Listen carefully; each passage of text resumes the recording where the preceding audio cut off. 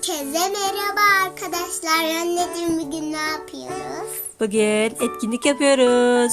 Ve bugünkü etkinliğimiz arkadaşlar daireler çizip içinde resimler üreteceğiz.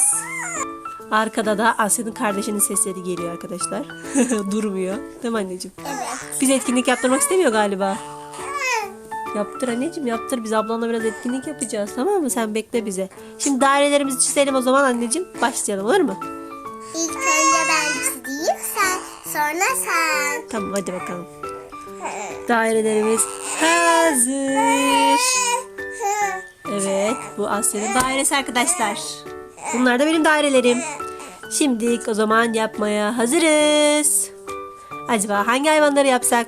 Aynı hayvanları yapalım mı anneciğim? Aynı hayvanları yapalım, karşılaştıralım, olur mu? Hadi o zaman. Arkadaşlar benim açılışım böyle. Aa, gidiyordu. Hah, tuttun. Hadi bakalım o zaman aynı hayvanları yaparak başlayalım. Acaba önce hangisini Ne yapsak? yapmıştım?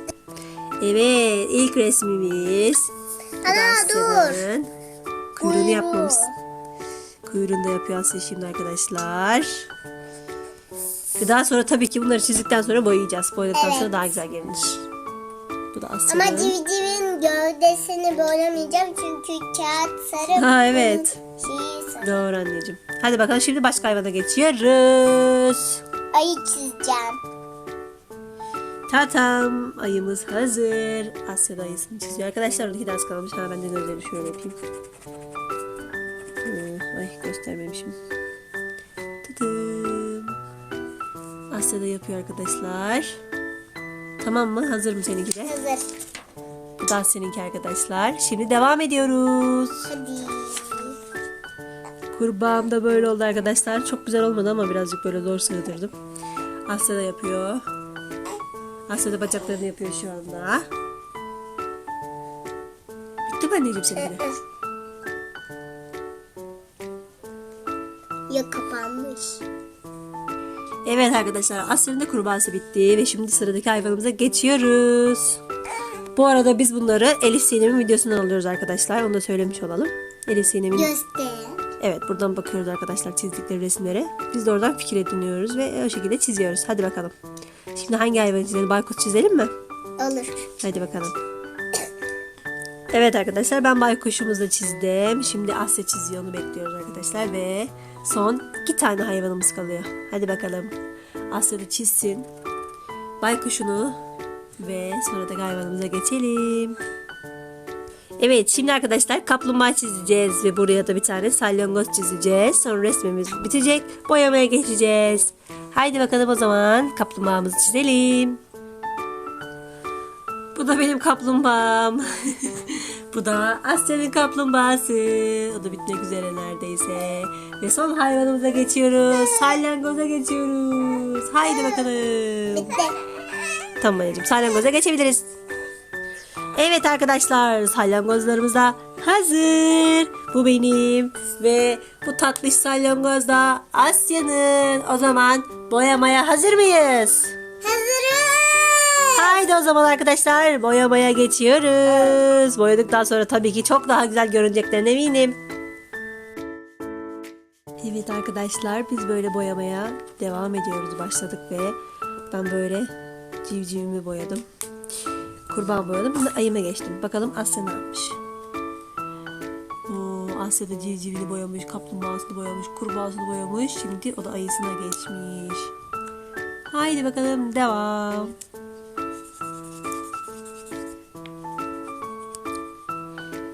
Benimkiler hazır. Ve Asya'yı bekliyoruz. Benimkini de göster. Asya'nınki de arkadaşlar bitmek üzere. Çok tatlı görünüyor. Asya bu arada salyangozunu boyuyor arkadaşlar. O da boyasın. Ezan okunuyor. Evet anneciğim. O da boyasın. Son haliyle tekrardan hep beraber inceleyelim. Neler yapmışız görelim. Hadi bakalım Asya bitirsin o zaman, onu bekleyelim birazcık.